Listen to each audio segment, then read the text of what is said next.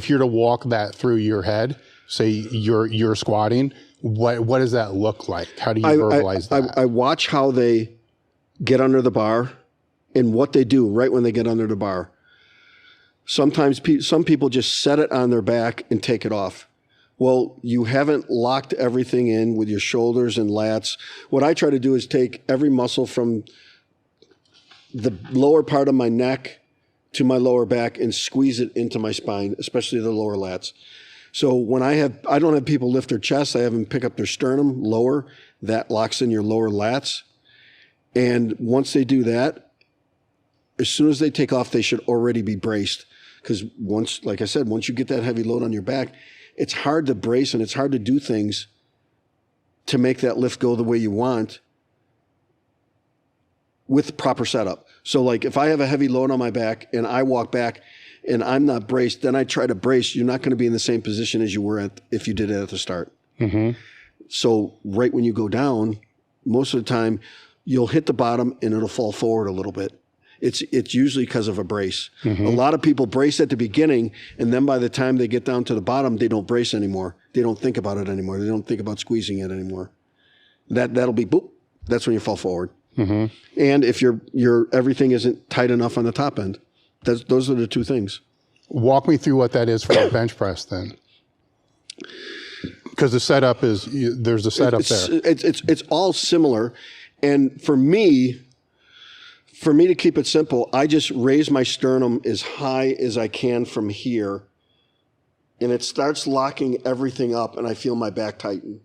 If I can do that, and then when I let the weight down, I don't let it down, I'll pull it down with my lats even more. So it's creating more and more tension.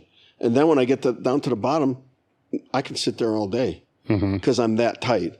But if something happens where you lose that brace or you lose anything, that's going to happen right away.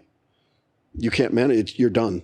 So what are you doing before the bar comes out of the racks? I take my shoulders and I'm wiggling them. Same thing. Pulling. Yeah, I'm doing almost the same thing I do in the squat. Okay. Now, if you were to pick yourself, do a standing curl with a barbell, your sternum has to be up. An overhead press, your sternum has to be up. A deadlift, your sternum has to be up. A bent over row, your sternum has to be up. It's kind of your mind putting everything in the right spot to keep it safe. Mm-hmm. And then if it's safe, it's comfortable, and you can lift a lot of weight because you're in the right position. Mm-hmm. So the sternum up thing is the most important thing for me. And then it's bracing. Even when you bench, you should lock your abs a little bit, or else it will affect your back. Mm-hmm. The deadlift then. Mm-hmm. The deadlift is cool. I'll walk up to the bar. I'll put my shins against the bar, even though it'll move out a little bit when I go down. I will squat, then bend over. I don't bend over to the bar because then your butt sits up way too hard. It's harder to get it down. So I'll bend my hips to get down to the bar, grab the bar. As I'm pulling the slack out, my wiggle is actually, I'm wiggling myself in closer to the bar. What that does is it activates your hips. So your butt's working right from the very beginning. And then as I pull more slack out, that's when I'm pulling my sternum up and I'm locking my lats in tight. So now, even if the weight's heavy, I don't bend over because everything is working as one unit. So like, even though you got an upper body and lower body, I'm making them work together because they're locked in. And you know how, like, when you get up past your knees, people yell hips, hips. My hips are already working. They're already working from the bottom all the way up. Mm-hmm. The problem people have with their hips is they use their hips too late. So the weight is traveling at a certain rate of speed. People usually say hips when it's over your knees. Mm-hmm. Well, you got to say hips when it's below your knees, because by the time the weight gets over your knees, that's when your brain's going to want to use them. Mm-hmm. So it's just a timing issue. Okay.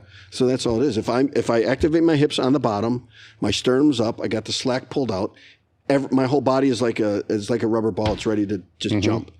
And then boom, up, and then hips right away. Did you do mental work? Just mostly all the visualization stuff. I could feel the weight before I would even lift it or try it. I knew how I had to make it feel to make it successful from the very beginning. And it was all in my setup. When I did 1019, when I walked up, when I started getting underneath the bar, my right ab cramped and it wouldn't let go. And I'm trying to push my abs out and try to make it pop and relax, and it didn't. So I just braced harder, and I think it made me brace harder to where it was a better lift. Yeah. Where I didn't forget not to brace on the way down. Well, yeah, I can see that. Yeah. 100%. Yeah. Take your time. Make it perfect all the time, and you'll never have a problem, and you could do it forever.